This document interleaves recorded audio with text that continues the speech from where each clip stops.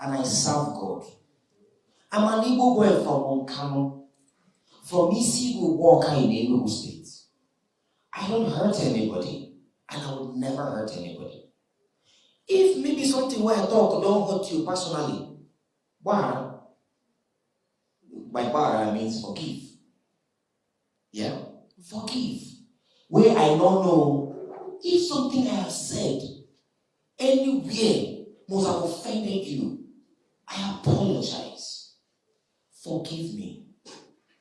But you see, from today, that's all. I love all of you, and to all my followers and the fans, you guys have been so worried. Thank you for the love. So one sent that message. She said, one day cried, wait, now woman, wait, spiritual, I get this in the hospital. I'm not in the hospital. And thank you to all of you that have stuck with me. Most of you that know me, like, I know you do. Thank you. For those of you that know me and did not say anything, thank you. I understand. Trust me. And for those of you that know me, but put fire, claim die. Thank you too. Thank you too. I forgive everybody, and I love everybody. Thank you very much. So I came across this video where Nedu Wazobia was having a press conference and where he apologized to all those people whom he has hurt, and that he would urge them strongly to please forgive. You see, he made no excuses. He just apologized and let it go. I thought that was very powerful. And I have always told people, if you are going to apologize, just do so. There is no point making any excuses. If you're going to say that, I am sorry because I did something wrong to you or I did something that has offended you, just do exactly that. Do not say but. No. You have to do it. And I have those who apologize in very high regards. Apologizing or saying I'm sorry is not a weakness. For you to come out and say, listen people, I am sorry.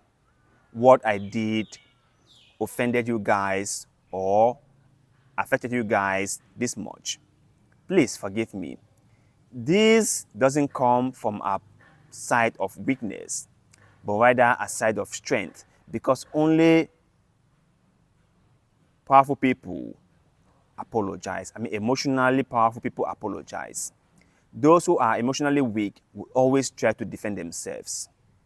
So that's why I appreciate Nedu for taking this initiative to clear out the air, to set the record straight, to rewind everything from the very beginning, and to say to everyone, please, I am sorry, okay? I am a human, and humans make mistakes, and I have made mine, which I'm totally sorry. Please forgive me. I hope you do forgive me. I find this to be very powerful. But before I continue, I want us to watch this video from this lady who went on the platform, and according to her, her brand and her reputation was dragged into the mud because the Honest Bunch podcast put out a video that totally misinterpreted what she said, and that she was really affected by that.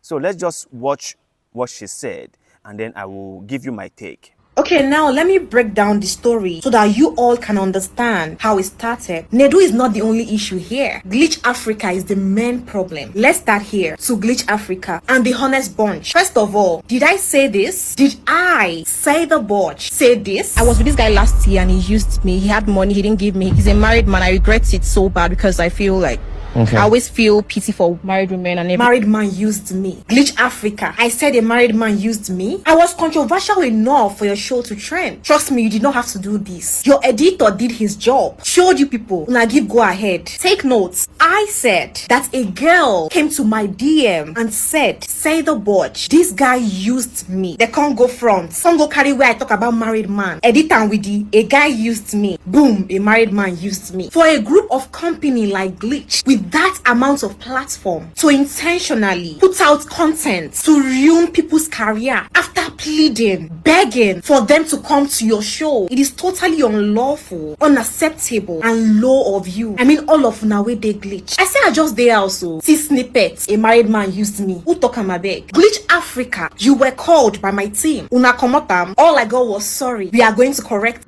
Now wow, see the kind of stigma where they put for that girl body. And everybody say that girl talk that thing because of how they edited it. So basically you heard that they carry one other part where she talk about something different. They join everything together. Come make them look as if that is what she said. Then everybody now believe that, oh, this girl, they go to sleep with married men. Oh boy, this podcast thing no be here. Oh. Okay, you guys all heard what she said, right? I think if that was done on purpose, just to bring her brand to the mud or into the mud, then that was really, really wrong and unprofessional of the the Honest Bunch podcast team or whoever did the editing. But if I had to suggest, I would say that this wasn't done with a negative intention in mind. Remember, the more popular people get after going on that podcast will encourage more people to go. The podcast want to build a wider audience. And so they are doing whatever it takes to make sure that people can get to know them, to create the relevance that they want, and to get the visibility that is going to put them out there. Now, sometimes what they might want might not be necessarily what would benefit the guests on the show. For example, the editing they did about the girl and what she said, that is something that would create a lot of attention on the Honest Bunch podcast. That would be good for them because it will give them the visibility that they need, but might not be necessarily good for their guests. And that was why she wasn't happy with it. I've always told people, right, anything on social media is 50-50. There is a chance it will go well for you, and there is a chance that it will go terribly wrong for you and people will come after you. It's just a 50-50 chance. You never know where things would go. You never know where things would go. But anyway, let's watch this other video, okay, where this man of God went on the Honest Bunch podcast and got a very positive remarks or created a very positive atmosphere for him, and that has put him on the spotlight in a positive way, and he has benefited from it. So let us hear what he had to say. I want to just share with you what Nedu and the Honest Bunch, what their podcast did to me. I am not party to any present controversies happening there. I just want to share my own experience, and it is funny. Number one, I never knew them until that week. Number two, they thought I was living in Lagos, and then I was setting up in Ogili here to do an online broadcast when they said I should come to Lagos, and they paid for my flights to and from Lagos. They paid for my hotel accommodation. I paid for my food in the hotel. And when they said they wanted to make a refund, I told them that they couldn't pay me. They couldn't pay me for my time. It's not pride, it's just the truth. And I want to thank them for inviting me. particularly the owner of the studio and the business there. I won't call his name. But there are some things that happened after that. Please note this. You can go for an interview and say many things. It's only a few that will stimulate the ears of the people that they will remember. When I said I will give financial orgasm, I never knew it would become my nickname around the world. When I said I was the 2-minute man, I never knew it would become the slogan all over the world. So I was heading, today I can't hide. I was heading to Ghana to go and commission to give a lecture in a library. The place is called Where Beats and Books Meet. Very complex concept run by one young Edo man, Lucky, yes. So I was immigration, transiting through the immigrations in any country, anything can happen. And somebody just saw the West African travel document and my yellow card. They won't allow this yellow card. But I got there, as I was on the queue, one of the immigration officers just saw me. Hey, see the man. He was introducing me to another woman. See the man where he talk, say, make you no waste time on top of woman. Now the man be this, now the man be this. And I had an express treatment and royal treatment. So of everything I said, I won't use the exact words he used because of my age. He said that was what he remembered.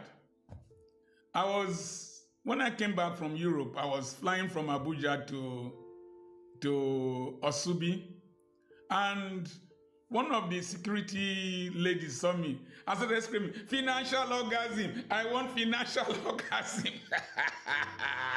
I want financial orgasm. I was usually a very shy man. I became much, is it shayo or shaya? I became shayo or shaya. And it was very exciting. So, you guys just heard what he said, right? That is how life is. Some people succeed, some people fail. Some things turn out right for some people, but terribly wrong for other people. That is life. And let me just say this before I end this video. The Honest Bunch podcast has hosted a lot of people, like a lot. And if one or two persons are not happy with the outcome of the interview they did with them, then so be it. So be it. I think that people can learn from their mistakes and evolve and grow. But that does not mean that every single thing that goes wrong should be blamed on them. All this whole blame game, to me, makes no sense at all. You went there because you thought it was a place where you could get some visibility, you could get some exposure. Well, you got the exposure, right? It might not have been the way that you expected, but nevertheless, you got the exposure. So that is how life is. That is how life is. I make videos on social media. I get criticized like a lot. I get bashed by many people in the comment section. But you don't see me crying, you don't see me stopping, right? Because I knew it, that doing stuff like this would attract people with negative energy towards me. And they would express themselves the best way they could, and I might not like it. But that is to be expected. I want everyone to be well aware of this.